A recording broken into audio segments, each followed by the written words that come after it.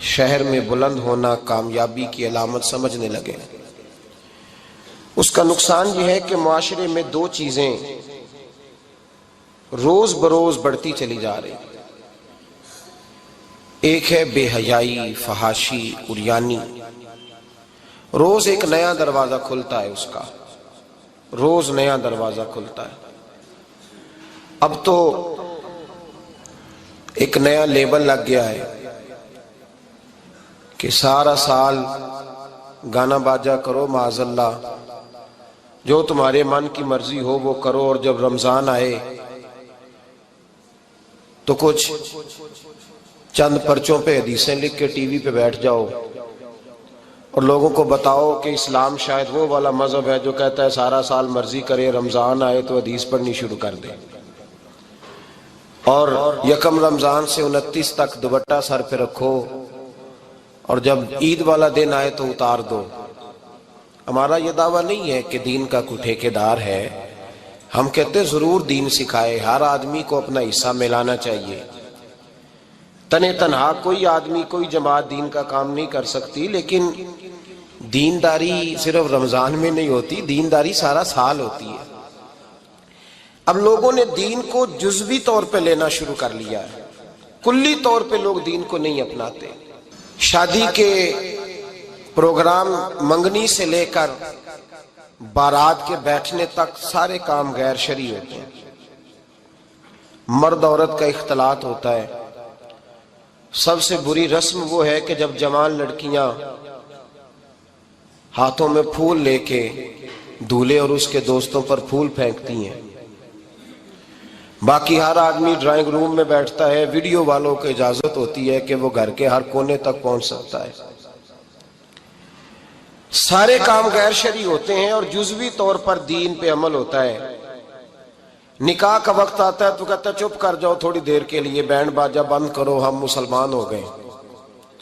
مولوی صاحب نکاح کے لیے تشریف لاتے ہیں، بیچارے چھپے بیٹھے ہوتے ہیں کسی کونے میں، چند کلمے پڑھا کے جب دعا کر کے چہرے پہ ہاتھ پورا نہیں پھیرتے تو پھر وہی تماشا شروع ہو جاتا ہے۔ جزوی طور پر لوگ دین پہ عمل کرتے ہیں۔ میرا رب فرماتا ہے یا ایھا الذین آمنوا اتقوا اللہ حق تقاتہ، اے ایمان والو رب سے ڈرو، اتنا ڈرو کہ جتنا ڈرنے کا حق ہے۔ وَلَا تَمُوتُنَّ إِلَّا وَأَنْتُمْ مُسْلِمُونَ، اور فرمایا یہ نہ ہو کہ تم مسجد میں مسلمان ہو اور بازار میں نہ ہو، اور ایسا نہیں ہونا چاہیے کہ جب تو تم زندہ ہو تو مسلمان ہو اور صبح مسلمان ہو تو معاذ اللہ شام کو کافر ہو، ایسا نہ ہو۔ فرمایا تم نے کلمہ پڑھا ہے تو میرے محبوب کے غلام وہ مرتے دم تک مسلمان ہی رہنا، اب مرتے دم تک مسلمان رہنا، دیکھنا دامن دین تمہارے ہاتھ سے چھوٹ نہ جائے۔ دو باتیں عام ہو گئی ہیں امت مسلمہ، عام، ایک فحاشی عریانی عام ہے اور روز بروز اس کا نیا رنگ ہے۔ اب تو میں نے کہا مذہب کا ساتھ لوگوں نے تھوڑا سا ذائقہ لگا لیا ہے، کہتے نہیں رمضان میں نمازیں پڑھ لیں گے، خیر ہے، بچ جائیں گے، چھٹی ہو جائے گی۔ وہ میں ہی کیوں نہ ہوں، میں ہی کیوں نہ ہوں، عورت کے سامنے کھلے منہ بیٹھنے کی کسی کو بھی اجازت نہیں، کسی کو بھی اجازت نہیں۔ کسی نے حضرت سیدنا جنید بغدادی سے کہا تھا کہ اگر مرد عورت نیک ہوں تو پھر تو درس و تدریس ہو سکتی ہے نا، پھر تو پڑھا سکتے ہیں نا ایک دوسرے، نیک ہو پرہیزگار ہو۔ تو دین چونکہ میرے رسول پاک کا ہے صلی اللہ علیہ، یہ کسی ایک شخص کے اٹھ کے نئی بات کرنے سے اور اس کو نیا جدید کو ٹانکا لگانے سے بدل تھوڑی جائے گا۔ حضرت جنید بغدادی سے کہہ دیا کہ حضرت جی اگر دو بندے نیک ہوں تو پھر بات چیت ہو سکتی ہے۔ تو حضرت جنید بغدادی فرمانے لگے پڑھانے والے حسن بصری ہوں اور پڑھانے والی رابعہ بصری ہو تو پھر بھی ان کو اجازت نہیں ہے، پھر بھی اجازت نہیں کہ بے پردہ ایک دوسرے کے سامنے بیٹھیں، پھر بھی ان کو اجازت، بے پردگی کی پھر بھی اجازت نہیں۔ اور میرے اعلیٰ حضرت امام اہل سنت فاضل و محدث بریلوی، دین کا اتنا بڑا سپاہی آپ کو ڈھونڈنے سے نہیں ملے گا جتنا اللہ نے بریلی میں بڑا پیدا فرمایا ہے۔ اور ہر محاذ پر کسی نے کہا حضرت جی بے پردہ بی بی مزار پہ جا سکتی ہے، اجازت ہے؟ تو قلم ہے بریلی کے بادشاہ کا، رضا کے نیزے کی مار ہے کہ عدو کے سینے میں غار ہے۔ کیا فرماتے ہیں اعلیٰ حضرت؟ آپ فرماتے ہیں کیا پوچھا تم نے، بے پردہ عورت مزار پہ پیر کے پاس جا سکتی ہے؟ میں یہ نہ پوچھو، احمد رضا سے یہ پوچھو کہ جائے گی تو لعنتیں کتنی برسیں گی، یہ والا سوال پوچھو۔ عام ہے بے پردگی، عام، کھلے عام۔ اور میرے بھائی لوگ کہتے ہیں جدید ہونا چاہیے، یاد رکھو اسلام فقط گناہ سے منع نہیں کرتا، اسلام وہ دروازہ ہی بند کرتا ہے جس رستے سے گناہ ہو سکتا ہے، وہ دروازہ ہی بند ہے۔ کہا مرد اور عورت کو ایک دوسرے کا چہرہ دیکھنے کی اجازت ہی نہیں۔ میرے رسول کریم صلی اللہ علیہ وسلم نے فرمایا زنا صرف مرد اور عورت کی خلوت صحیحہ کا نام تھوڑی ہے، فرمایا جس نے اپنی آنکھ کو گندا کیا وہ آنکھ کا زانی ہے، اور جس شخص نے اپنے کان سے بری بات سنی وہ کان کا بدکار ہے، اور محبوب فرماتے ہیں جس نے اپنے آنکھوں سے بری چیز کو دیکھا وہ آنکھ کا، اور جس نے بول کر لذت کا یہ سامان فراہم کیا وہ زبان کا زانی ہے، اسے بھی قیامت کے دن اسی طرح پوچھا جائے گا جس طرح زانی کو پوچھا جائے گا۔ میرے بھائی امت مسلمہ کا وقار، میرے رسول کریم علیہ الصلوۃ والسلام کے غلاموں کے دلوں میں شرم و حیا بھر دیا گیا۔ علامہ واقدی کہتے ہیں حضرت سعد بن ابی وقاص نے مدائن فتح کیا۔ مدائن کا ایک شہر تھا، اس کی بڑی بڑی اونچی بلڈنگیں تھیں، جو آدمی بھی جاتا تھا وہ سب سے پہلے جس شہر کی کوئی چیز معروف ہوتی ہے لوگ اس کو دیکھتے ہیں۔ اونچی اونچی بلڈنگیں تھیں، سب سے زیادہ اس شہر کے لوگوں نے اونچے مکانات اور زیادہ تعمیرات کر رکھی تھی۔ حضرت سعد بن ابی وقاص لشکر لے کے گزرے تو لشکر میں بوڑھے لوگ نہیں ہوتے، جوان لوگ ہوتے، توانا لوگ ہوتے، اور بڑے جیدار سپاہی تھے۔ 10,000 صحابہ کی جماعت تھی، حضرت سعد بن ابی وقاص امیر لشکر تھے۔ اب عیسائیوں نے ایک چال چلی، انہوں نے کہا مسلمان جب بازار سے گزریں گے لڑائی تو ہم ان کے ساتھ لڑ نہیں سکے، ہم وہ والا طریقہ اختیار کرتے ہیں کہ مسلمان قابو میں آ جائیں گے، ہم عورت کو بطور تیر کے استعمال کرتے ہیں، ہم اس کو بطور جال کے پھینکتے ہیں۔ کیا کیا؟ عورتوں کے ہاتھوں میں پھول دیے، پلیٹیں پکڑائیں، بلڈنگوں کی چھتوں پہ کھڑا کر دیا، فرمایا تم ان پر پھول پھینکنا، اگر 2-4 سپاہی بھی ہم اپنے قابو میں کرنے میں کامیاب ہو گئے تو دراڑ تو پڑ گئی نا، تم ان پر پھول پھینکنا۔ یہ دیکھیں رسم چلی کہاں سے، ہم نے اپنا لی ہے، چلی کہاں سے اور ہم نے اس کو اخذ کر لیا، رواج بن گیا۔ حضرت سعد بن ابی وقاص رضی اللہ تعالیٰ عنہ جب اس بازار سے گزرے تو آگے آگے امیر لشکر کا گھوڑا تھا، پیچھے 10,000 صحابہ گھوڑوں پہ بیٹھے ہیں۔ حضرت سعد بن ابی وقاص سے نظر اٹھا کے دیکھا تو عورتیں تو کھڑی ہیں پھول لیے، کفر کی چال کو سمجھ گئے کہ یہ بے حیائی کا جال پھینک کے ملت کے جوانوں کے دلوں سے غیرت ایمانی چھیننا چاہتے ہیں، یہ مسلمانوں کے دلوں سے تقوی کی روشنی چھیننا چاہتے ہیں، یہ قرآن پاک کا سرور اور عبادت کا نور چھیننا چاہتے ہیں، یہ بے حیائی کا کلک لگا کے ان کے دلوں سے رسول اللہ کا درود چھیننا چاہتے ہیں، یہ محبت رسول کے سوتے خشک کرنا چاہتے ہیں۔ جب دیکھا تو فوری طور پہ گھوڑے پہ چڑھے اور جناب سعد نے قرآن پڑھنا شروع کر دیا۔ وَقُلْ لِلْمُؤْمِنِينَ يَغُضُّوا مِنْ أَبْصَارِهِمْ، کہا مومنو تمہارے رب نے تمہارے نبی کی زبان سے تمہیں حکم دیا ہے کہ تم نے نظریں نیچی رکھنی ہے۔ جب حضرت سعد بن ابی وقاص نے آیت پڑھی تو صحابہ کہتے ہیں ہمیں یوں لگا کہ جیسے ابھی آیت نازل ہو رہی ہے اور سیدھی دلوں سے ٹکرا رہی ہے۔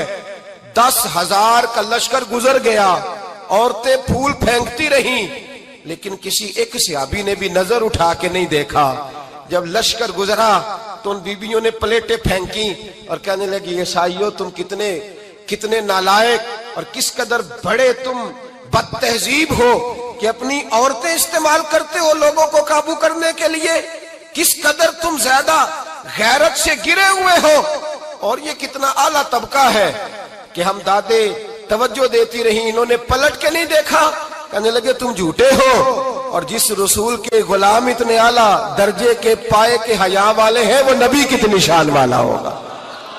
بیبیوں نے کلمہ پڑھنا شروع کر دیا۔ بھائی یاد رکھیں یہ جو آج جگہ جگہ مسلمانوں کے خلاف کفر کی سازش ہے، میری ملت کا جوان روز رات کو 10 میسج ٹائپ کرتا ہے، یہ روز رات کو 20 نمبر اپنے موبائل پہ رکھتا ہے اور فخر کے ساتھ بیان کرتا ہے، اور بڑی تکلیف کے ساتھ بات کہنی پڑتی ہے کہ اس کے ابا جی کو بھی پتا ہے کہ بچے کے موبائل میں نمبر ہیں، اس کے گھر والوں کو بھی پتا ہے، اور لوگ ہیں کہ اس کو ایک شغل سمجھ کے، ایک چھوٹا سا بچے کا شوق سمجھ کے اس کو درگزر کر رہے ہیں۔ تجھے پتا نہیں کہ جب انسان کی یہ سوچ ہوتی ہے، جب اس کا یہ نظریہ ہوتا ہے تو ایمانی قوتیں کتنی زائل ہوتی ہیں۔ جب نوجوان کی نظر کے اندر عیب پیدا ہوتا ہے تو پھر اس سے نماز کی لذت جاتی رہتی ہے، قرآن پاک کا ذائقہ جاتا رہتا ہے، درود پاک کا ذائقہ جاتا رہتا ہے۔ اٹھائیے مسند امام احمد بن حنبل، میرے رسول کریم صلی اللہ علیہ وسلم کی بارگاہ میں صحابی نے آ کے عرض کی، یا رسول اللہ میں بڑی اچھے طریقے سے وضو کرتا ہوں، ٹائم نکال کے مسجد آتا ہوں، حضور میں پابندی سے پڑھنے کی کوشش کرتا ہوں، لیکن اے معصوم آمنہ، یا رسول اللہ میرا نماز میں دل نہیں لگتا، حضور میری طبیعت نہیں جمتی، میرا دوڑ جانے کو دل کرتا ہے، کوئی نسخہ بتلائیے۔ محبوب نے فرمایا تو اپنی نظر کو پاک کر لے، تیرے نبی کا وعدہ ہے تیرا نماز میں دل لگنا شروع ہو جائے گا۔ اپنی نظر میں پاکیزگی پیدا کر۔ محمد بن قاسم آئے، اگر یہ بات آپ کی سمجھ میں آ گئی تو حد ہو گئی۔ محمد بن قاسم جب یہاں آئے نا ہندوستان میں، تو عجیب واقعہ لکھا ہے ان کے حالات میں۔ یہاں آئے تو نیا علاقہ تھا، ہندوستان کی سڑکوں سے چوکوں سے واقف نہیں تھے۔ جب تشریف لائے، راجہ دہر ان کے مقابلے میں تھا، جنگ کرنی تھی، لشکر لائے تو خود بھی ابھی 17 سال یا 19 سال کے جوان تھے، اور ساتھ بھی لشکر جوانوں کا تھا۔ ایک بزرگ تھے قافلے میں، بزرگ کہتے ہیں میری محمد بن قاسم سے ملاقات ہوئی تو میں نے اس شخص کے چہرے پر پریشانی دیکھی، شدید تکلیف میں دیکھا، تو میں نے کہا جرنیل مسلمانوں کے تو کس پریشانی میں ہے؟ تو محمد بن قاسم کہنے لگے پریشانی یہ ہے کہ ہم عربی ہیں، یہ عجم کا علاقہ ہے، ہم تو رستوں سے بھی واقف نہیں۔ راجہ دہر سنا ہے بڑی فوج ہے، بڑی طاقت ہے، بہت پرانا یہاں کا رہنے والا ہے، چھوٹے چھوٹے مورچوں کا پتہ ہے، رستوں کا پتہ ہے، کیسے جنگ ہوگی؟ میں پریشان ہوں کہ مقابلہ کیسے ہوگا؟ وہ بزرگ کہتے ہیں میں نے بھی دعا کی، تسلی دی، میں نے کہا اللہ تیری مدد کرے گا۔ میں گزر گیا، 3-4 دن کے بعد ملاقات ہوئی تو میں نے محمد بن قاسم کے چہرے پر بڑی روشنی دیکھی، ہنستے اور مسکراتے دیکھا، توانائی دیکھی، وقار دیکھا، اطمینان اور سکون دیکھا۔ میں نے کہا خیریت تو ہے، پرسوں ترسوں تو بڑے پریشان تھے، آج کیا ہوا؟ اگر یہ بات سمجھ میں آ گئی میری ملت کے جوان کے، اگر یہ بات سمجھ میں آ گئی تو شاید اسے ڈھب اور سلیقہ آ جائے جینے کا، شاید یہ سمجھ جائے کہ میری توانائی کا راز کہاں ہے۔ کہنے لگے بھائی پرسوں ترسوں بڑے پریشان تھے، آج کیا ہوا؟ جواب دیا کہ تاریخ بنا دی، اس 17 سال کے جوان نے تاریخ بنا دی۔ کہنے لگا میں بے فکر ہو گیا ہوں، راجہ دہر میرا مقابلہ نہیں کر سکتا، وہ 2 دن نہیں کھڑا ہو سکتا میرے سامنے۔ کہا وجہ کیا ہے؟ محمد بن قاسم کہنے لگے میں نے تحقیق کی ہے، مجھے پتا چلا ہے کہ راجہ دہر ذہن کا گندا ہے، نظر کا ناپاک ہے، وہ سینے بند کا برا ہے، مجھے پتا چلا ہے وہ تو چچا زاد بہن کو نہیں چھوڑتا، وہ تو خالہ زاد پہ بری نظر رکھتا ہے، مجھے پتا چلا ہے کہ اس کے تو اپنے علاقے کی عورتیں اس کی نظر سے محفوظ نہیں ہیں۔ کہنے لگا جو گندی نظر کا جوان ہوتا ہے وہ کسی میدان میں نہیں ٹھہر سکتا۔ کہنے لگا میری 17 اور 19 سال کی جوانی ہے، مجھے قسم ہے گنبد خضرا کی، میں نے جب بھی دیکھا ہے یا مصطفیٰ کا درود دیکھا ہے یا رسول اللہ پہ نازل ہونے والا قرآن دیکھا ہے۔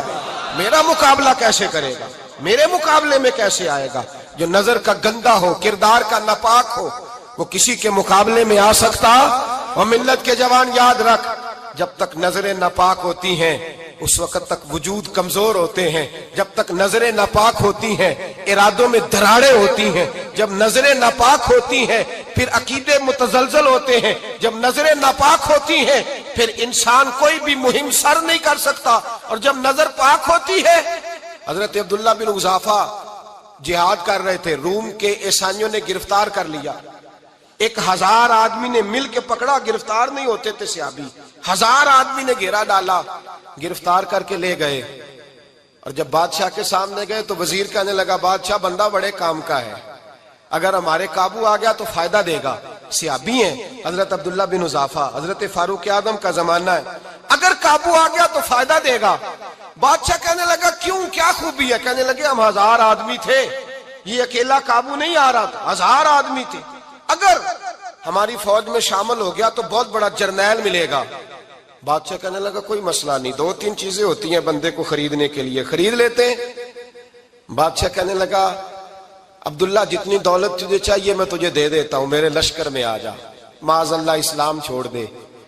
حضرت عبداللہ بن حذافہ کیا فرماتے ہیں بڑا تو بیوقوف ہے، میں نے دولت کمانی ہوتی تو مدینے میں بیٹھ کے تجارت کرتا. میں دولت کمانے نہیں نکلا، میں تو رسول اللہ کی رضا کمانے کے لیے نکلا ہوا ہوں. دولت کمانی ہوتی تو کسی مارکیٹ میں ہوتا، میدان میں آنا تھا. شہادت ہے مطلوب مقصود مومن، نہ مال غنیمت نہ کشور کشائی. یہ دولت تو لونڈی ہے رسول اللہ کے دروازے کی، یہ تو پیچھے پیچھے پھرتی ہے نبی پاک کے غلاموں. یہ کمانی ہوتی تو میں کسی مارکیٹ میں ہوتا، میدان میں تھوڑا ہوتا. عبداللہ بن حذافہ سے دوسری چال چلی. کہنے لگے میاں عہدہ جو تجھے چاہیے، میں بادشاہ ہوں، میرے نیچے جو عہدہ تو کہے گا وہ تجھے مل جائے گا.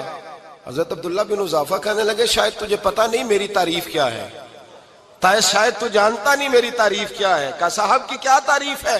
کہنے لگے میں رسول اللہ کا صحابی ہوں اور کائنات میں سب سے بڑا عہدہ مصطفیٰ کے صحابی ہونے کا عہدہ ہے. صحابہ وہ صحابہ تھے جن کی ہر صبح عید ہوتی تھی، خدا کا قرب حاصل تھا، نبی کی دید ہوتی تھی. فرمایا میں نے حضور کے جلوے دیکھے ہوئے ہیں، مجھے عہدے کی ضرورت ہی نہیں، اور میں نے عہدہ لینا ہوتا تو میں سیاست کرتا، میں تو شہادت لینے نکلا ہوں میدان میں، عہدے کا میں نے کیا کرنا ہے. اب بادشاہ کہنے لگا اسے قتل کر دو. وزیر کہنے لگا نہیں، ایک بات اور ہے، مجھے ایک چال اور چلنے دو. کہا وہ کیا؟ کہنے لگے میری بیٹی بڑی خوبصورت ہے، مجھے موقع دو اپنی ہی بیٹی کو سجا بنا کے. وہ جوان جس کی جوانی اتنی بڑی ہے کہ 1000 آدمی مقابلے میں کھڑا نہیں ہوتا، اس جوان کے کمرے میں رات کی تنہائی میں بنا سوار کے بی بی کو بھیجا. وہ بی بی کہتی ہے میں ساری رات بن سور کے اس صحابی کے کمرے میں بیٹھی رہی، لیکن یہ کیا شخص تھا، ساری رات ہی مسلح پہ بیٹھا رہا، ساری رات ہی. کچھ دیر تھک جاتا تو یہ کریم رسول پہ درود پڑھنا شروع کر دیتا.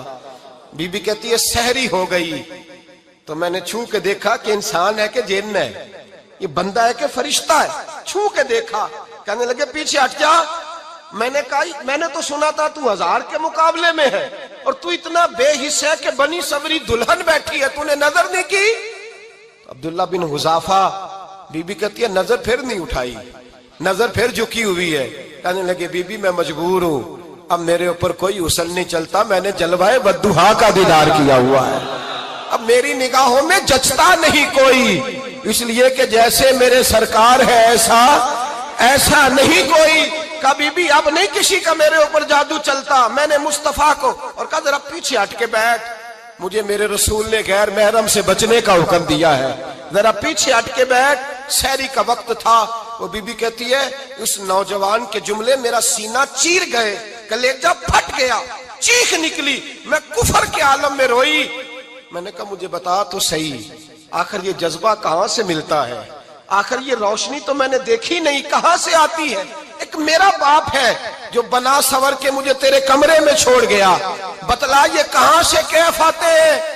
تو عبداللہ بن حذافہ کہنے لگے اگر کیف لینا ہے تو بھی میرے مصطفیٰ کا کلمہ پڑھ جا، آجا دروازہ رسول پہ جھک جا، مل جائے گا. سویرے دروازے پہ باپ آیا بیٹی سے رزلٹ لینے، دروازہ کھولا تو بیٹی نقاب پہنے باہر آئی. باپ کہنے لگا کیا بنا؟ کہنے لگی پیچھے ہٹ جا، تو غیر محرم ہے، کافر ہے، میں مسلمان ہوں. اس نے کہا کیا ہوا؟ کہنے لگی تیرے جیسے کو باپ کہوں، تیرے جیسے کو جو مجھے استعمال کر رہا تھا. میں تجھے باپ نہیں مانتی، میں اب رسول والی ہو گئی ہوں، میں حضرت فاطمہ کی کنیزہ ہو گئی ہوں، میں اب نبی کریم کی خادمہ ہوں، خبردار میرے قریب نہ آنا. یہ دعو بھی ناکام ہوا. اب حضرت عبداللہ بن حذافہ کے سامنے موت کھڑی کی، ایک کڑا میں تیل گرم کیا، کہنے لگے تجھے اس میں جلایا جائے گا. حضرت عبداللہ بن حذافہ رضی اللہ تعالیٰ عنہ جب جلنے کے قریب ہوئے تو رونے لگے. روم کا بادشاہ کہنے لگا شاید ڈر گیا ہے. کہنے لگے اب سمجھ آئی ہے، اب تجھے پتا چلا ہے، چلا آ جا. حضرت عبداللہ بن حذافہ کہنے لگے تو کافر ہے، تیری کافروں والی سوچ ہے. اس لیے نہیں رویا کہ موت سے ڈر گیا ہوں، میں تو اس لیے رویا ہوں کہ ایک جان ہے وہ نبی پاک پہ قربان ہو رہی ہے. کاش رب مجھے 1000 جان دیتا، میں ساری مصطفیٰ پہ قربان کر دیتا. फाजिल बरेलवी फरमाते हैं, करूं तेरे नाम पे जा फिदा, न बस एक जा दो जहां फिदा, और मेरा दो जहां से भी नहीं जी भरा, मैं करूं क्या कि करोड़ों जहां नहीं। और मियां साहब फरमाते हो कच्चा रंग ललारी वाला जेड़ा चढ़दा लैंदा रहिंदा, ए इश्क तेरे दा रंग मुहम्मद चढ़ जाए फेर नहीं लैंदा, इश्क तेरे दा रंग मुहम्मद चढ़ जाए फेर ये नहीं लैंदा। मेरे भाई वो रूम का बादशाह कहने लगा दुनिया मैंने भी बड़ी देखी है, पर जैसे पाक साफ मुस्तफा के गुलाम देखे ऐसा मैंने कोई नहीं देखा। ओ भाइयों, नजर पाक हो, रूह पाक हो, मिजाज पाक हो, फिर इंसान बड़े बड़े काम करता, फिर वो मुहिम्मात को सर करता, फिर वो सिर्फ एक घर के लिए नहीं, वो मिल्लत के लिए फायदेमंद होता है, फिर वो घरानों को लेकर चलता है, फिर वो बड़े बड़े मुआशरे तश्कील देता है। मेरे रसूल करीम सल्लल्लाहु अलैहि वसल्लम ने पाक साफ जहन के लोग तैयार किए। हजरत मरसद फरमाते हैं, मैं एक औरत पे आशिक था, जब कलमा पढ़ा नबी पाक ने मेरी पुश्त पे हाथ फेरा, मैंने कहा हुजूर कोई नसीहत? नबी पाक ने फरमाया नजर को पाक रखना।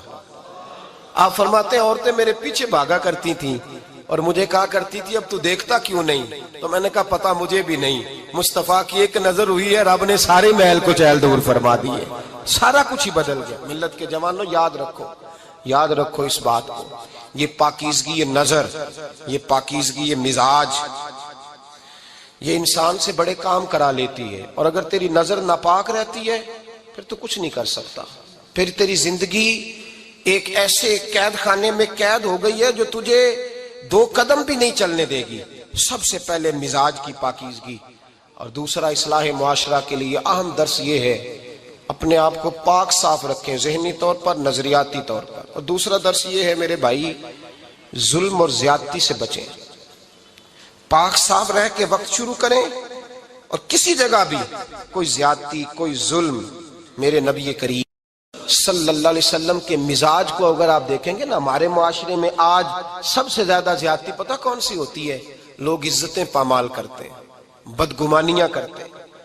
अबू जाल ये काम करता था कि वो नबी पाक सल्लल्लाहु अलैहि वसल्लम पर, सहाबा पर माज़अल्लाह शख्सी एतराज़ात करता था, शख्सी। अजीजों, जब आदमी का किसी से इख्तलाफ होता है ना, या किसी को पसंद नहीं करता या किसी को रिजेक्ट करना चाहता है, तो शख्सी एतराज़ात करता है, नीचे उतरता है, कमजोर बात करता है, छोटी बात करता है। और हमारे जमाने में तो ये काम हसद की वजह से होता है, बड़े बड़े जमातें टूट जाती हैं, मिल्लतों का शिराजा बिखर जाता है, लेकिन लोग अपनी उस हरकत से बाज नहीं आते, सारी जिंदगी जाती और निजी एतराजात करते रहे। अबू जाल के अंदर हजारों ऐब पाए जाते थे, शराबी भी था, बदकार भी था, बेहया भी था, जालिम भी था। मेरे नबी पाक सल्लल्लाहु अलैहि वसल्लम ने उसे दीन का पैगाम दिया है, लेकिन तारीख की किसी किताब में आपको ये नहीं मिलेगा कि हुजूर ने कभी उसकी शख्सियत पर एतराज किया हो। ये फरमाया है कि बड़ा फिरौन है सुम्मत का, लेकिन नीचे उतरकर कभी उसकी जाती और शख्सी जिंदगी पर कोई ज्यादती सहाबा की तरफ से और नबी पाक की तरफ से। बहुत बड़ी बात समझा रहा हूं, अगर आपकी समझ में आए तो। हम जातियात पर उतरते, जात पर उतर कर ज्यादती करते, जात पर। हमारा अब जुल्म निजी सतह से शुरू हो रहा है और पूरी मिल्लत को लपेट में ले रहा है, पूरी मिल्लत को। छोटी छोटी ज्यादतियां हैं जो पूरे मुआशरे को अपनी लपेट में लेती हैं। मेरे नबी करीम अलैहिस्सलाम ने जो दीन हमें दिया है वो खैर खाई का मजहब है, वो भला करने का मजहब है, वो काम आने का मजहब है, वो जुल्म से बचने का मजहब है। मेरे नबी पाक ने फरमाया जुल्म से बच जाना, कयामत के अंधेरों में जो बड़ा अंधेरा होगा वो जुल्म होगा। इस्लाह मुआशरा कॉन्फ्रेंस का पहला सबक मैंने अर्ज किया कि नजर को, जहन को, सोच को पाक रखें, और दूसरा जिंदगी में कभी ज्यादती ना करें, कभी भी अपने मुखालिफ पर भी कभी शख्सी, जाती और निजी एतराजात ना करें। ये इंसान के अंदर का जुल्म होता है, हमारे घरों के अंदर से जुल्म जन्म देने लगा है। रोज बहू पे तेल छिड़का जाता है, रोज किसी न किसी शहर से, अपने ही घर से, अपने ही चिराग को बंद करने की खबर निकलती है। सड़कों पे, चौकों पे, चौराहों में गरीब मसले जाते हैं, जिसके हाथ जहां तक पहुंचते हैं वो वहां तक माज़अल्लाह ज्यादती कर गुजरता है। अगर कौम जुल्म से बचने लगे, ज्यादती से बचने लगे, तकलीफ देने से बचने लगे तो माशरा संवर जाएगा। मेरे रसूल करीम अलैहिस्सलाम ने अपने गुलामों से पूछा था, बताओ मुफलिस कौन होता है? कौन है जिसके पास कुछ नहीं होता? صحابہ نے کہا یا رسول اللہ جس کے پاس پیسے نہ ہو، بخاری مسلم متفق علیہ حدیث ہے، نبی کریم نے فرمایا نا بھائی، مفلس تو وہ ہوگا جو قیامت کے دن احد پہاڑ کے برابر نیکیاں لے کے آئے گا۔ یا رسول اللہ اتنی نیکیاں پھر بھی مفلس ہے، پھر بھی غریب ہے؟ تو نبی پاک نے فرمایا نیکیاں پہاڑ کے برابر ہیں، پر اس نے چگلیاں بڑی کی ہیں، غیبتیں بڑی کی ہیں، مذاق بڑے اڑائے، اس نے لوگوں پر پھبتیاں بڑی کسی ہیں، تان و تشنی بڑے کیے، ظلم بڑے کیے، گالی بڑی دی، لوگوں کے بارے میں بری باتیں کی۔ اب رب کریم نے وہ ساری نیکیاں ان لوگوں میں بانٹ دی، یہ مفلس ہو گیا، غریب ہو گیا۔ زیادتی نہیں کریں، ظلم نہ کریں، اپنی نجی زندگی سے لے کر گھر کے اندر سے لے کر اجتماعی زندگی تک زیادتی سے بچیں۔ میرے نبی کریم علیہ السلام نے اپنے غلاموں کو یہ درس دیا ہے، دیکھنا کبھی زیادتی نہ ہونے پائے، دیکھنا کہیں ظلم نہ ہونے پائے، دیکھنا کسی شخص کو تمہارے قول فعل سے، تمہارے مزاج سے تکلیف نہ پہنچے۔ میرے بھائیوں، حضرت وہب ابن منبہ علیہ رحمہ فرماتے ہیں کہ بنی اسرائیل کے اندر ایک بادشاہ محل بنانے جا رہا تھا۔ محل آج بھی جس آدمی کی سوسائٹی کے اندر 2-4 قلعے 2-4 ایکڑ کسی غریب کے آ جائیں، وہ یہاں تو اسے دھمکاتا ہے یا بلیک میل کرتا ہے، کچھ نہ ہو سکے تو پھر قتل ہی کرا دیتا ہے معاذ اللہ۔ اور یہ خبریں عام ہمیں سننے پڑھنے اور دیکھنے کو ملتی ہیں۔ بادشاہ محل بنانے جا رہا تھا، ایک غریب بی بی رہتی تھی، اس کی جھونپڑی بادشاہ کے محل کے نقشے میں آتی تھی۔ بادشاہ نے کہا بی بی منہ مانگی قیمت لے لو، خالی کر دو یہ مکان۔ بزرگوں کو اپنے جھونپڑیوں سے بڑی دلچسپی ہوتی ہے، بچے سوسائٹیوں میں چلے جاتے ہیں، ابا جی کہتے ہیں مجھے گاؤں میں رہنے دو، میرا یہی دل لگتا ہے، مجھے اس گھر سے دلچسپی ہو گئی۔ اماں کہنے لگی بادشاہ میں یہاں بیاہ کے آئی تھی، خامد انتقال کر گیا، اولاد اللہ نے دی نہیں، میں پکا ہوا پھالوں، گر جاؤں گی تو تیرا ہی ہے، لیکن مجھے اس آشیانے میں رہنے دے، یہ گھونسلہ میں نے تنکا تنکا کر کے بنایا ہے، مجھے رہنے دے، نہ مجھے نکال۔ کہنے لگا میرا نقشہ خراب ہوتا ہے۔ بی بی سارا دن مکان میں بیٹھی رہتی کہ میری جھونپڑی ٹوٹ نہ جائے، ظالم کی نظر میں آ گئی ہے کہیں میرا یہ آرزوؤں کا محل چکنا چور نہ ہو جائے، سارا دن ڈیوٹی کرتی۔ بادشاہ نے بھی 2-4 سپاہی کھڑے کر دیے، جب گھر سے نکلے تو بلڈوز کر دینا، مکان کو گرا دینا۔ وہ خاتون کتنی دن بندہ بیٹھ سکتا ہے؟ ایک دن سر شام گھر سے نکلی، 2-1 گھنٹے کے بعد واپس آئی تو مکان گر گیا تھا، دیوار بن گئی تھی۔ حضرت وہب ابن منبہ فرماتے ہیں بس اس نے دعا کی تو رب کریم نے وہ شہر سارا تباہ کر دیا۔ اس بی بی نے 2 جملے کہے تو الٹ پلٹ دیا وہ سارا شہر۔ میرے نبی کریم علیہ السلام نے فرمایا جب مظلوم کے ہاتھ دعا کے لیے اٹھتے ہیں تو عرش کا مالک آسمان سے کہتا ہے کھول دے سارے دروازے، اس کے بیچ کوئی پردہ نہیں رہنا چاہیے، آنے دے، مظلوم ہے، اس پر ظلم ہوا ہے۔ لوگ کہتے ہیں میں بے چین رہتا ہوں صاحب، مولانا صاحب، پیر صاحب، وہ گھر کے کونے سے چیخنے کی آواز آتی ہے، کوئی دم مل جائے، کوئی تعویذ ہو جائے، کچھ ایسا ہو جائے کہ بچت ہو جائے، کوئی ایسی پھونک لگ جائے کہ آرام آ جائے۔ تو میں کہتا ہوں بھائی اگر بڑے دم کرانے سے بھی فرق نہیں پڑا، اگر بڑے تعویذ لینے سے بھی چیخیں بند نہیں ہوئی، تو ذرا ٹٹول کے دیکھ لو کہیں کسی یتیم کی آہیں ہی نہ دفن ہو وہاں، کہیں کسی غریب کا گوشت تو نہیں دبا لیا، کہیں کسی کو لوٹ کے تو دیوار نہیں بنا لی، کہیں کسی کا مکان پہ قبضہ کر کے تو نہیں بنایا۔ اگر لوٹ اور حرام کا مال ہو تو پھر چیخیں بند نہیں ہوتی، پھر سکون سے سویا نہیں جاتا، پھر وہاں آرام کی نیند نہیں آتی۔ حضرت وہب ابن منبہ فرماتے ہیں بی بی آئی اور آ کر کے اس نے جب دیکھا میرا گھر ٹوٹ گیا ہے، محل ٹوٹ گیا ہے، حالات بدل گئے ہیں، تو وہ خاتون آتی ہے اور میرے بھائی دعا کی تو اس نے انداز ہی بدل کے رکھ دیے۔ مکان سے نکلی تو مکان ٹوٹ گیا، اور فرماتے ہیں واپس آئی تو ہاتھ پھیلا کے پتہ کیا کہتی ہے؟ کہتی اے اللہ میں تو موجود نہیں تھی، بتا تو کہاں گیا تھا؟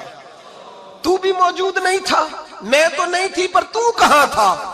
بس رب کریم نے حضرت جبریل کو حکم دیا، فرمایا یہ بستی الٹ دو، ساری تباہ کر دو، یہ لوگ نہیں رہنے چاہیے، جو ظلم تو سہتے ہیں بغاوت نہیں کرتے، نہیں رہنے چاہیے۔ صاحب طبقات کہتے ہیں میرے مصطفیٰ کریم سید عالم صلی اللہ علیہ وسلم کے وصال ظاہری کے ایام قریب آئے تو حضور نے سرخ پٹی باندھی، تیز بخار ہے نبی کریم کو، 2 صحابہ سہارا دے کے مسجد میں لائے، نبی پاک علیہ السلام کو بظاہر سہارا دے کے لایا گیا، کریم رسول نے لوگوں کو جمع کیا، حضور آج کیا ہونے والا ہے، آج کیا کہا جائے گا، آج کس لیے میٹنگ بلائی ہے؟ نبی کریم کے کل صحابہ جب مسجد میں جمع ہوئے تو کھچا کھچ مسجد بھری ہے۔ وصال ظاہری سے چند یوم پہلے کی بات، نبی پاک نے فرمایا آج تمہیں کوئی جہاد کی ترغیب نہیں دینی، آج کوئی نیا پیغام نہیں دینا، آج تمہیں بتانا ہے کہ رب نے اپنے بندے کو اختیار دیا ہے، چاہے تو دنیا میں رہے، چاہے تو اس کی بارگاہ میں حاضر ہو جائے۔ اس عبد نے بارگاہ ربوبیت کی طرف لوٹنے کا ارادہ کر لیا ہے۔ حضرت صدیق اکبر رونے لگے تو صحابہ نے کہا تمہیں کیا ہوا؟ کہنے لگے سمجھ نہیں رہے، کسی کی بات نہیں کر رہے، نبی پاک تو اپنی بات فرما رہے ہیں، اس نے جانے کا ارادہ کر لیا۔ سنیے میرے بھائی، محبوب پاک نے فرمایا بھائی کسی شخص کو میری طرف سے کوئی تکلیف پہنچی ہو تو بدلہ لے سکتا ہے، بدلہ لے سکتا ہے، کسی کو تکلیف پہنچی ہو۔ صحابہ پھوٹ کے رونے لگے، محبوبہ کرم ہی کرم ہوا ہے، رحمت ہی رحمت آئی، آپ کے بارے میں گمان کرنے والا بھی دائرہ ایمان سے نکل جائے گا۔ حضور آپ کیا فرما رہے ہیں؟ فرمایا نہیں بھائی اٹھو۔ پیچھے سے جناب عکاشہ بن محصن اٹھے، ہاتھ کانپتے ہیں، آگے بڑھے، کہنے لگے یا رسول اللہ، ایک جنگ کے موقع پر آپ نے درہ مارا تھا، ننگی پیٹھ پر صفیں سیدھی کراتے، بات دل میں رہ گئی ہے، میں نے بدلہ لینا ہے۔ نبی کریم نے فرمایا بلال دوڑ کے جاؤ، فاطمہ کے گھر درہ پڑا ہے، درہ لاؤ۔ سیدنا بلال حبشی کہتے ہیں میں گیا، دستک دی سیدہ طیبہ طاہرہ، حضرت فاطمہ فرمانے لگی بلال کیسے آئے ہو؟ اماں جی وہ درہ چاہیے تھا۔ سیدہ کو تشویش ہوئی، کہنے لگے بلال نہ تو جنگ پہ جانا ہے، نہ جہاد ہے، نہ کوئی ایسا موقع ہے، حضور کی تو طبیعت مبارک بظاہر بڑی علیل ہے، درہ کیا کریں گے؟ حضرت بلال عرض کرنے لگے اماں جی ایک صحابی بدلہ لینے لگے ہیں، صاحب طبقات نے جملے لکھے ہیں، کہتے ہیں بی بی صاحبہ نے درہ بھی دیا اور امام حسن حسین کو بھی باہر نکالا۔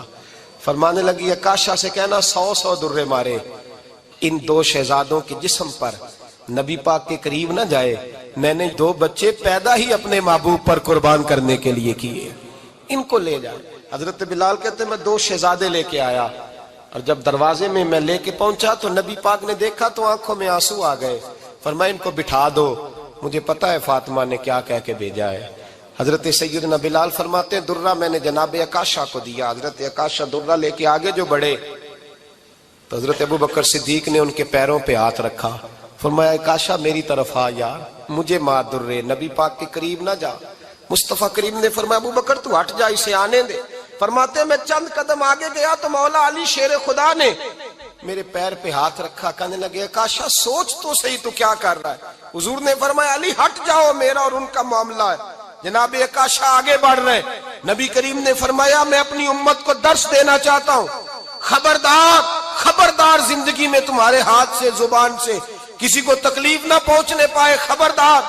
یاد رکھنا وہ معاشرے بگڑ جاتے ہیں، وہ معاشرے تباہ کر دیے جاتے ہیں جہاں ظلم ہوتا ہے، جہاں زیادتی ہوتی ہے، جہاں لوگوں کو ستایا جاتا ہے۔ محبوب کریم کے قریب آئے حضرت عکاشہ کا، حضور میری پیٹھ ننگی تھی، آپ بھی ذرا کپڑا ہٹائیے۔ نبی کریم نے پیٹھ سے کپڑا ہٹایا، جناب عکاشہ نے درہ جو اٹھایا تو صحابہ کی چیخیں نکلی، حضرت عکاشہ نے درہ دور پھینکا، حضور کے بطن اطہر سے لپٹ گئے، چومنے لگے، کہنے لگے حضور وہ تو صفیں سیدھی کراتے لگ گیا تھا، آپ نے کہاں مارا تھا؟ یا رسول اللہ میں تو بہانہ بنا رہا تھا کہ جاتی دفعہ مجھے وجود چومنے کا موقع نصیب ہو جائے، مجھے یہ موقع نصیب ہو جائے۔ میرے حبیب نے فرمایا جس نے جنتی دیکھنا ہو میرے عکاشہ کی زیارت کر لے۔ بھائی ظلم کا دروازہ کھلا ہوا ہے اور لوگ بھول جاتے ہیں زیادتی کرتے ہوئے، وہ بہو سے ہی کیوں نہ کریں، وہ اپنے گھر کے بھول جاتے ہیں کہ شاید پوچھنے والا کوئی نہیں، شاید میزان نہیں لگے گا۔ ایران کے بادشاہ نے اپنے بیٹے کو پڑھانے کے لیے ایک استاد صاحب کا بندوبست کیا۔ استاد صاحب کو کہا کہ میرے بچے کو دین پڑھائیے، میں چاہتا ہوں کل اس نے عنان حکومت کو سنبھالنا ہے تو یہ دین سے آگاہ ہو جائے، اس کو کچھ سکھائیے پڑھائیے۔ بہت نیک بزرگ بڑے درویش عالم پڑھانے لگے، اسباق مکمل ہو گئے، دین کے اسباق قرآن مجید پڑھایا، احادیث طیبہ کا درس دیا، اصول فقہ سے روشناس کرایا۔ جب بچے نے مکمل تعلیم حاصل کر لی اور آمین ہو گئی، دستار ہو گئی، فارغ ہو گئے، تو پھر ایک دن استاد صاحب نے کہا بیٹے کل تم نے ضرور آنا ہے، کچھ بات کرنی ہے۔ शहजादा गया मिलने उस्ताद साहब से, उस्ताद साहब ने कुंडी लगा ली, हाथ में दुर्रा पकड़ लिया, मार मार के पूरे वजूद को जख्मी कर दिया, कोई गलती नहीं, कोई बात नहीं, मारा। अब बच्चा आया आके बादशाह सलामत से कहा कि अब्बा जी समझ नहीं आई, बड़ा मारा है उस्ताद। तो सियाने थे ना बादशाह, यहां तो कारी साहब रोज कटहरे में खड़े होते हैं, मौलवी साहब आपने मेरे बच्चे को क्यों मारा है? आप 8,000 के मौलवी हैं, मेरा कई करोड़ का बच्चा है, सवेरे बदल लेंगे, खबरदार आपने बच्चे को हाथ लगाया, अपनी हैसियत में रहे माज़अल्लाह। जो कौमें उस्तादों को कटहरों में खड़ा करती हैं वो तरक्की नहीं कर पाती, जो उस्तादों को कटहरों में रोज खड़ा करते। कहा अब्बा जी बड़ा मारा है। तो वालिद बड़े समझदार थे, कहने लगे बेटा उस्ताद बाप होता है, वो ज्यादती नहीं करता, कोई बात होगी, मैं तेरे उस्ताद को कटहरे में नहीं बुलाऊंगा। अम्मा से बात की, अम्मा कहने लगी बेटा मैं तेरे बाप से कैसे बात करूं, डर आता। वक्त गुजर गया, 22 साल बीत गए, 22 साल गुजर गए, बादशाह का इंतकाल हुआ, शहजादा तख्त पे बैठा। पहला हुक्म ये दिया कि मेरे उस्ताद को बुलाओ, पहला हुक्म। उस्ताद जी बूढ़े हो गए थे, छड़ी के ऊपर टेक लगा के आए और भवें सफेद होके झुक गई थी, यूं आंख खोल के बड़ी मुश्किल से देखा, कहने लगे शहजादे हुक्म हो। कब मैं शहजादा नहीं, अब मैं बादशाह बन गया हूं। उस्ताद जी 22 साल बीत गए, आपने मारा था, पर वो दर्द चूंकि ज्यादती की थी, मेरा कसूर कोई नहीं था, तो ना मेरी रूह से दर्द गया है ना मेरे जिस्म से गया है, मैं बेख्तियार था, पूछ नहीं सकता था, आज बाइख्तियार हुआ हूं। सबसे पहले पहला हुक्म आपको दिया, बुलाया है, बताए क्यों मारा था, क्यों मुझे मारा था, मेरी ज्यादती बताए। तो उस्ताद, बूढ़े उस्ताद की आंखें आंसुओं से भर गईं, कहने लगे बेटे बस आज के दिन के लिए मारा था, ये जो दिन आ गया ना मेरी जिंदगी में, इसलिए मारा था, ये मैं चाहता था मेरी जिंदगी में वक्त है, आज के बस मेरी मुराद पूरी हो गई। कहा साहब किस लिए, मुझे भी समझाए। आप फरमाने लगे कितनी देर हो गई तुझे मार खाए हुए, कितना जमाना बीत गया। कहने लगा 22 साल। फरमाया जख्म भूले तो नहीं, दर्द खत्म तो नहीं हुई, तुम्हें बात एक मिनट के लिए भी तुम्हारे हाफजे से महव तो नहीं हुई। का उस्ताद जी रोज रात को याद आती, रोज ख्याल आता था। उस्ताद कहने लगे भाई तू बेख्तियार था, पूछ नहीं सका, 22 साल तुझे याद रहा, मुझे पता था तू एक दिन हुक्मरान बनेगा, मैंने तुझे इसलिए मारा था कि बेटे याद रखना, किसी पे जुल्म न करना। अगर तुझे 22 साल तक याद रहा है तो जिस पर तू जुल्म करेगा उसे भी कयामत तक याद रहेगा। और ये याद रखना, तू आज बाइख्तियार हुआ तो तूने मुझे बुला लिया है, कयामत के दिन गरीब बाइख्तियार हो जाएंगे, मजलूम बाइख्तियार हो जाएंगे, वो बाइख्तियार होंगे लिल्लाहिल वाहिदिल कहार, रब करीम की बारगाह के अंदर उनका इख्तियार होगा, अकेले अल्लाह की हुक्मरानी होगी। फिर वो बुलाएंगे बड़े बड़े कज कुला, दुनिया में जिनकी पगड़ियां ऊंची थी वो सर झुकाए खड़े होंगे, दुनिया में जो डिक्टेटर बनते थे उनकी पुश्तें लाल होंगी, उनको गद्दार लिखा जाएगा, कयामत तक नहीं भूलेगा। जुल्म करना तो सोच समझ के करना, इतना करना जितना तुम सह सकते हो, इतनी ज्यादती करना जितनी कयामत में तुम बर्दाश्त कर सकते हो। मेरे नबी करीम सल्लल्लाहु अलैहि वसल्लम ने फरमाया जुल्म से बचो, ये कयामत के अंधेरों में से एक अंधेरा होगा। जिंदगी में ज्यादती न करें, अगर थोड़ी देर के लिए कोई चीज बर्दाश्त कर जाएंगे तो वो फायदा दे जाएगी, कुछ देर के लिए अगर सह जाएंगे तो नफा मिल जाएगा। सहने की कोशिश करें लेकिन ज्यादती न करें। मेरे आका मदीने में मुझे भी अब बुला लीजिए, मेरे आका मदीने में मुझे भी अब बुला लीजिए। तरसती है मेरी आंखें, तरसती है मेरी आंखें, मुझे रोजा दिखा दीजिए,